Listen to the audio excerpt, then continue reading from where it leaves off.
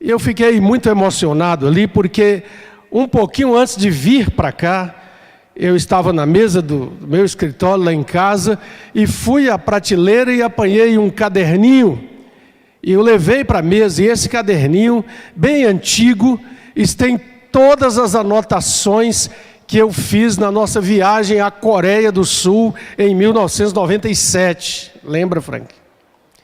E lá abri e li rapidamente uma narrativa que eu estava escrevendo de um dia, 6 horas da manhã, na cidade de Seul, num lugar de oração muito espaçoso, onde milhares de pessoas estavam orando. E eu escrevi ali: Deus, estamos pedindo um lugar para a construção do nosso templo em Montes Claros. E o Senhor está nos mostrando algo, mostrando exatamente esse lugar que antigamente tinha sido um lixão, que ia aqui até essa avenida. E quando eu estava ali, junto com muitos pastores, orando, o pastor Jeremias, da 8ª Igreja em Belo Horizonte, se ajoelhou do meu lado e começou a orar: Senhor, este terreno que o Senhor está mostrando para o teu servo, concede para a tua igreja. Meus irmãos e irmãs, nós não podemos esquecer que a obra do nosso Deus, ela é realizada pela sua graça e pela sua misericórdia. E Deus usa homens, instrumentos humanos frágeis, imperfeitos, pecadores que somos, mas nada impede o propósito de Deus. E a igreja é estabelecida no mundo. Deus deu Cristo à igreja e a igreja a Cristo para o seu grande propósito. Mas as comunidades locais da igreja visível, os espaços que nós também chamamos de igreja, mas que é o prédio, a edificação, o lugar de reunião, também são importantes. E eu tenho certeza que todos aqueles que Deus nos deu aqui como líderes, presbíteros, diáconos, servos e servas, intercessores, intercessoras, pastores, sabem e entendem o que Deus fez para atrair muitos que estão aqui, que passaram por aqui, que já estão lá e que foram alcançados pela grande misericórdia de Deus. Você que está aqui nessa noite, você que vem participar deste culto, ainda não faz parte dessa comunidade ou faz parte de outras comunidades da Igreja de Cristo, você é muito bem-vindo, muito bem-vinda em nome de Jesus. E eu quero pedir permissão para citar o meu genro Ed, que está aqui, né, com a Samira. O Thomas já está ali conhecendo esse espaço, né, rodando por ali. É graça de Deus, é misericórdia de Deus, nós podemos nos reunir em seu nome para adorar o Senhor em espírito e em verdade. E nós nos reunimos, como o irmão Frank lembrou aqui, sempre em torno da palavra de Deus. A liga, a cola que nos une é a palavra de Deus. O fundamento que nos sustenta é a palavra de Deus. A verdade em que nós cremos é a palavra de Deus. Nós não temos outra palavra, nós não temos outra diretriz, nós não temos outro fundamento. É a palavra de Deus que nos aponta Jesus Cristo como o Senhor da vida, como o Rei dos Reis e o Senhor dos Senhores. Eu quero pedir para você abrir na carta aos Hebreus, capítulo 11. Carta aos Hebreus, capítulo 11. No Novo Testamento da revelação da palavra de Deus, Hebreus capítulo 11, é um texto muito conhecido dos crentes que têm familiaridade, que têm lido a Bíblia, meditado na palavra de Deus, porque fala da fé e fala dos exemplos do Antigo Testamento de homens e mulheres de fé que esperaram em Deus, que caminharam com Deus. E nós temos aqui, a partir do verso 8, algumas declarações a respeito de Abraão, o patriarca da fé, aquele que traz para nós, juntamente com Moisés, uma lembrança e um impacto claro da realidade do Deus que chama estes homens na antiga aliança para por eles e através deles nos trazer a família da fé até a revelação final em Cristo Jesus.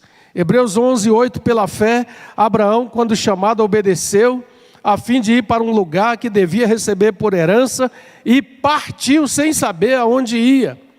Pela fé, peregrinou na terra da promessa, como em terra alheia, habitando em tendas com Isaque e Jacó, herdeiros com ele da mesma promessa, porque ele aguardava a cidade que tem fundamentos, da qual Deus é o arquiteto e o edificador. Depois nós vamos ver o texto falando sobre Moisés, a partir do verso 23. Pela fé, Moisés, apenas nascido, foi ocultado por seus pais durante 3 meses, porque viram que a criança era formosa. Também não ficaram amedrontados pelo decreto do rei. Pela fé, Moisés, quando já homem feito, recusou ser chamado filho da filha de Faraó. Veja bem, Moisés recusou ser príncipe do Egito. Por quê? Preferindo ser maltratado junto com o povo de Deus, a usufruir os prazeres transitórios do pecado. É um texto que aponta uma caminhada de gente que vai caminhando por fé e que faz parte de todo o propósito de Deus para que nós também entendamos na nossa geração que fazemos parte desses peregrinos que estão caminhando e avançando pela fé. Mas veio ao meu coração compartilhar um pouquinho sobre estes que aqui estão peregrinando pela fé, agora já sendo vistos, juntamente com toda a igreja de Cristo, no lugar da chegada. Então vamos para Apocalipse capítulo 7. João, servo do Senhor Jesus, está tendo esta visão, onde para ele é revelada em Cristo Jesus, agora no contexto da glória, do julgamento, do juízo, da restauração de todas as coisas. E Apocalipse 7, a partir do verso 9, nos mostra essa visão já da igreja, não na terra, não militando no meio das batalhas e lutas desse mundo, mas já na dimensão da glória de Deus. Depois dessas coisas, Apocalipse 7, 9, depois dessas coisas vi, e eis grande multidão que ninguém podia enumerar, de todas as nações, tribos, povos e línguas, em pé, diante do trono e diante do Cordeiro, leia comigo, vestidos de vestiduras brancas e com palmas nas mãos. E clamavam em grande voz, dizendo, vamos clamar juntos com eles? Ao nosso Deus, que se assenta no trono, e ao Cordeiro pertence a salvação. Imagine, vá lendo e deixando a cena se projetar na sua mente. Peça a Deus que você contemple e veja o que está acontecendo aqui. Olhando para a grandeza, a glória do trono de Deus, todos os anjos estavam de pé rodeando o trono, os anciãos e os 4 seres viventes, e ante o trono se prostraram sobre o seu rosto e adoraram a Deus, dizendo, vamos juntos? Amém. O louvor e a glória, e a sabedoria, e as ações de graças, e a honra, e o poder, e a força, sejam ao nosso Deus, pelos séculos dos séculos. Amém. Um dos anciãos tomou a palavra dizendo, estes que se vestem de vestiduras brancas, quem são eles? De onde eles vieram? Respondi-lhe, meu Senhor, tu sabes. Então ele me disse, são estes os que vêm da grande tribulação. Lavaram suas vestiduras e as alvejaram no sangue do Cordeiro. Razão porque se acham diante do trono de Deus e o servem de dia e de noite no seu santuário, e aquele que se assenta no trono estenderá sobre eles o seu tabernáculo. Jamais terão fome, nunca mais terão sede, não cairá sobre eles o sol nem ardor algum. Verso 17, vamos juntos?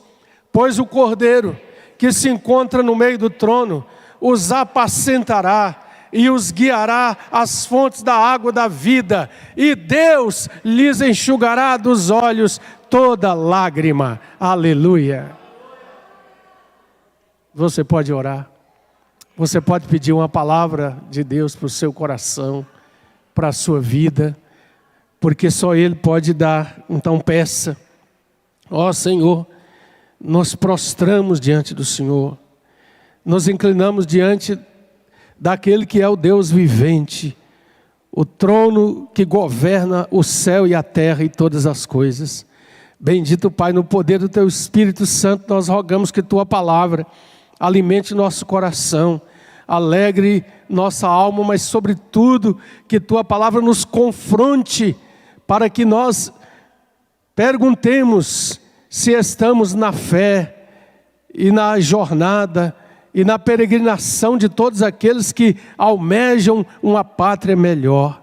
Bendito Senhor, que Tua palavra nos edifique nessa noite. O Senhor seja glorificado e todo o poder de trevas repreendido no poder do nome de Jesus.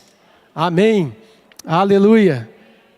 Os que pela fé alcançaram as promessas, perseverança e sofrimento aconteceram, mas agora João contempla a vitória da igreja.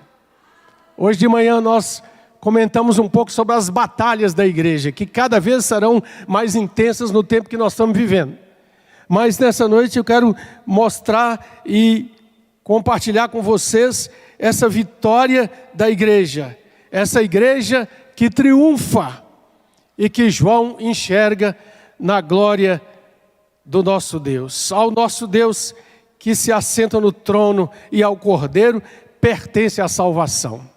Essa é uma visão da história que se completa, da história que se conclui, não na visão da filosofia grega, ou de todas as filosofias dos homens que veem a história sem sentido, como algo que dá voltas e não chega a lugar nenhum, mas como a história da redenção de Deus para com o seu povo na realidade final de novo céu e nova terra. Sim, o grande cenário contemplado por João nos mostra uma cena dramática, maravilhosa, gloriosa, que acontece na realidade do céu, e é a igreja glorificada. Essa pergunta é muito pertinente aqui. Quem são estes? Quem são estes? É a igreja do Senhor, que reúne pessoas de todos os povos, de todas as nações, de todas as etnias e de todos os tempos da história humana. João está contemplando, e há algumas marcas aqui preciosas sobre esta igreja, que trazem para nós motivo de gratidão, de louvor e de adoração a Deus. O pastor Hernandes Lopes, pregador, escritor abençoado, inspirado em suas palavras de edificação da igreja do nosso tempo, fala sobre essas características preciosas dessa igreja glorificada. Em primeiro lugar, é uma igreja inumerável. Diga, igreja inumerável. Sim, nós temos aqui o cumprimento da promessa que foi dada a Abraão. Deus chamou Abraão para fora da tenda e disse: Abraão, meu servo, olha para as estrelas do céu.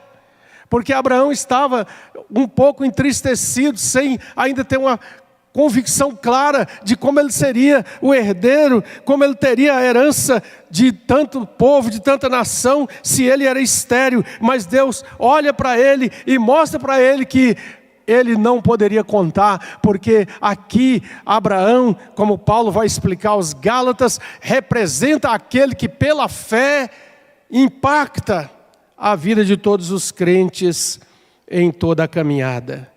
Hebreus capítulo 11 nos fala que ele estava amortecido, mas mesmo assim dele saiu uma posteridade tão numerosa como as estrelas do céu e inumerável como a areia que está na praia do mar. Portanto, é uma igreja inumerável, não há numeração, capacidade humana de entender a dimensão dela. Mas também é uma igreja universal. Diga, uma igreja universal. Uma igreja onde os eleitos, os selados do Senhor, são de todas as tribos, de todas as nações.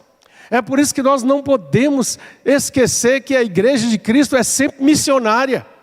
Ela está o tempo todo levando às pessoas a mensagem do Evangelho para que elas venham e conheçam o Senhor, porque essa igreja não é privilégio de nenhuma nação, de nenhum grupo, nem de brancos, nem de negros, nem de amarelos, nem de pobres, nem de ricos. É a igreja de Cristo, para todo aquele ser humano criado por Ele, que vai a Deus em Cristo Jesus. É uma igreja honrada, diga honrada. Diz o texto que eles estão de pé diante do Cordeiro. Eles recebem a honra do Cordeiro. Se você fechou, abre de novo Apocalipse 7, e você vai ver, eles têm vestiduras brancas e eles têm palmas nas mãos. Todos aqueles mártires da fé, todos aqueles que foram insultados, pisoteados, envergonhados, maltratados por esse mundo mau, todos aqueles crentes nas gerações que nos precederam, que foram objeto de escárnio e de tudo mais, mas agora eles estão honrados diante do Senhor. Eles têm vestiduras brancas e palmas nas mãos, que são símbolo de vitória e de honra. É uma igreja purificada. Diga, uma igreja purificada. Purificada. Eles têm vestes brancas. E vestes brancas, no contexto da palavra de Deus, tem a ver com a pureza absoluta. Tem a ver com a limpeza graciosa que o sangue do Cordeiro realiza.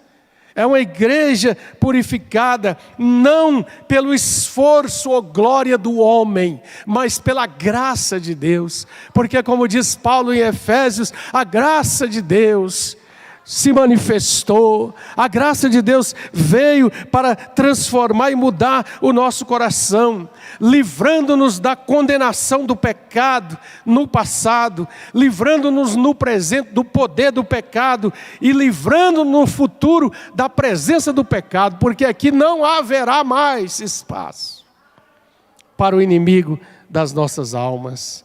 Em quinto lugar, é uma igreja vencedora. Diga, é uma igreja vencedora. Aqui estão os símbolos da vitória.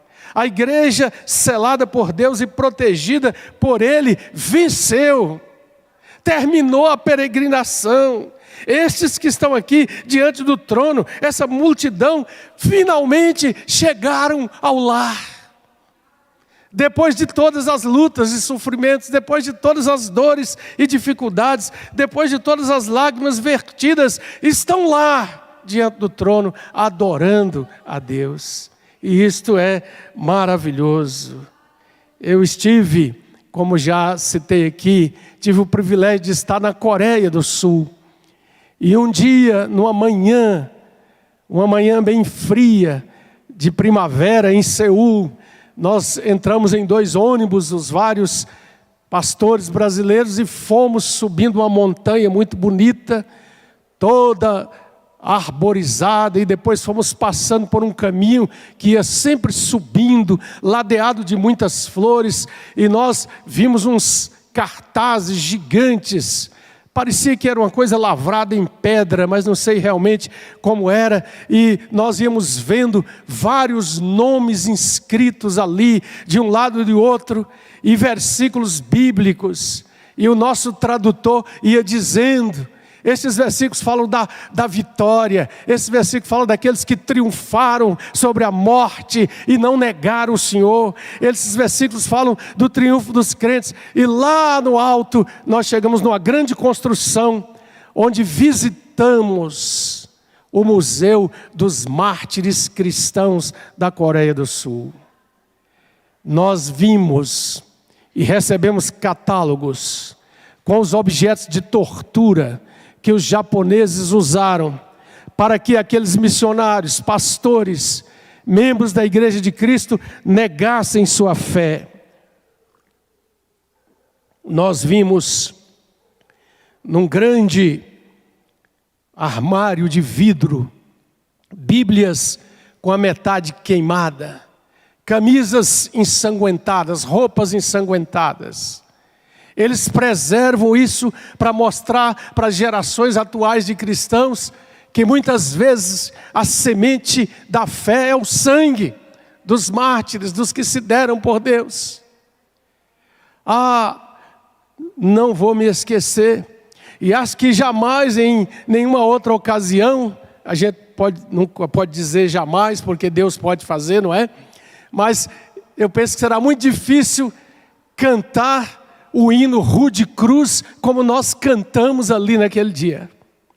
Passando e olhando fotos nas paredes dos pastores coreanos que ficaram ao lado do seu povo, não aceitaram a dominação do inimigo, porque eles diziam: vocês podem nos causar sofrimento, vocês podem ferir nosso corpo, mas a nossa alma, a nossa vida pertence a Cristo, e nós não vamos negá-lo jamais.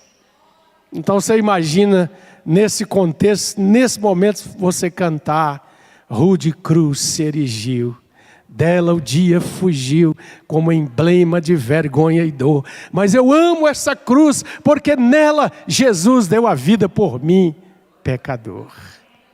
É uma igreja vencedora. Os vencedores têm roupas brancas, têm palmas nas mãos e clamam em gritos em grande voz. E o versículo 11 diz que juntam-se a eles anjos. Todos os anjos estavam de pé, rodeando o trono, os anciãos, os 4 seres viventes, todos se prostram sobre o seu rosto e adoram a Deus, dizendo: o louvor, a glória, a sabedoria, as ações de graças, a honra, o poder, a força e o domínio sejam ao nosso Deus, pelos séculos dos séculos. É uma igreja que tributa a Deus a sua salvação. Ela está falando não de obras, mas da graça de Deus, porque ela diz: ao nosso Deus pertence a salvação, é a Ele e não ao homem. Meu irmão, minha irmã, querido ouvinte que nos ouve pela internet, nós não podemos comprar a nossa salvação. Nós não temos méritos humanos pelos quais nos apresentar diante de Deus. Nós somos alcançados e salvos, transformados e mudados para ser novas criaturas unicamente porque Deus tomou a iniciativa. Deus amou o mundo de tal maneira que deu o seu Filho, para que todos que nele creem não pereçam, mas tenham a vida eterna. É uma igreja que se une com os anjos para exaltar a salvação de Deus. Quem são esses? É a pergunta. E de onde eles vêm? Quando você pergunta quem são, você está querendo conhecer a procedência. Quando você pergunta quem são, melhor dizendo, você está querendo conhecer a identidade. E quando você pergunta de onde vem, você está querendo saber a procedência. A procedência e a identidade. E esse texto vai nos mostrar que a procedência está claro aqui. Essa igreja veio da grande tribulação. Esta igreja veio do tempo em que a palavra de Deus será contestada, tentarão lançá-la por terra, tentarão lançar a mentira do homem contra a verdade de Deus, como nós estamos vendo cada vez mais. Mas esta igreja vence porque Daniel diz lá no capítulo 12 que naquele tempo se levantará Miguel, o grande príncipe, para uma obra de levar consolo também e estímulo para que a igreja continue. Esses são os que passaram pelo que Jesus nos anuncia em Mateus 24, quando ele fala de um tempo de grande tribulação. Essa é a igreja que enfrentou o que o apóstolo Paulo ensina em 2 Tessalonicenses 2, quando ele fala que é preciso que venha o homem da iniquidade e o ministério da perdição que já opera no mundo. Mas esta igreja se apega à verdade de Deus e, portanto, ela tem uma identidade em Cristo. E ela procede de toda tribo, povo, língua e nação que continua caminhando com o Senhor. Meus irmãos e irmãs, a palavra diz que nós viveremos um tempo. Temos vivido, aliás, mas ele se intensificará mais, de apostasia.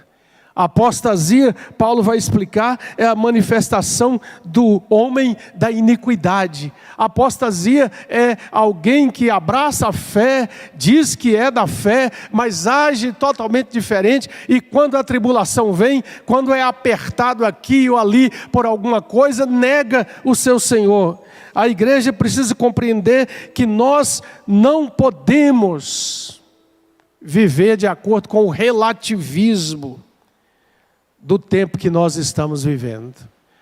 Dr. Ronaldo Lidório, missionário, escritor, ele diz assim: o relativismo ético extremado tem tentado moldar essa geração, convencendo-a de que toda a prática humana é justificável, desde que seja aceita por um grupo da própria humanidade. Relativismo ético, aquilo que nós falamos aqui de manhã. Te faz bem, é para a sua felicidade, faça, obtenha. Não, essa não é a mensagem da palavra de Deus.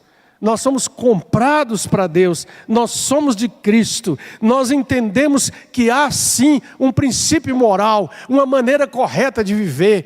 Conhecereis a verdade vos libertará. Mas a verdade não é um conceito, não é uma filosofia, não é um axioma. A verdade é Cristo Jesus, o Senhor. E é nele que nós encontramos a vitória. Os conflitos serão cada vez maiores, porque vivemos e viveremos, conforme a própria palavra nos mostra, no meio de uma sociedade hostil ao Evangelho. Hostil ao Evangelho. Sabemos que hoje, por exemplo, no Brasil, nossa academia, nossas grandes universidades têm sido totalmente tomadas por um pensamento relativista, subjetivista, ateu, comprometido com a visão de que este mundo é apenas matéria e energia ao acaso, sem rumo, sem sentido, sem propósito. Mas nós cremos na palavra que diz: no princípio o Senhor criou os céus e a terra. Na palavra que diz: eis que eu crio novo céu e nova terra, onde habita a justiça. Portanto, esta igreja nos mostra uma vida de adoração, de serviço, do culto e da comunhão. Vejam que aqui, nessa visão de João, e convido você a meditar mais depois nesse capítulo 7 de Apocalipse, você vai ver que mesmo lá, já do outro lado, já na dimensão da vitória, esta igreja continua adorando e cultuando a Deus. E Deus estende sobre eles o seu tabernáculo. Agora não é a igreja que constrói um tabernáculo, é Deus que estende sobre eles o seu tabernáculo, a sua graça. O sofrimento já passou, a morte já foi vencida.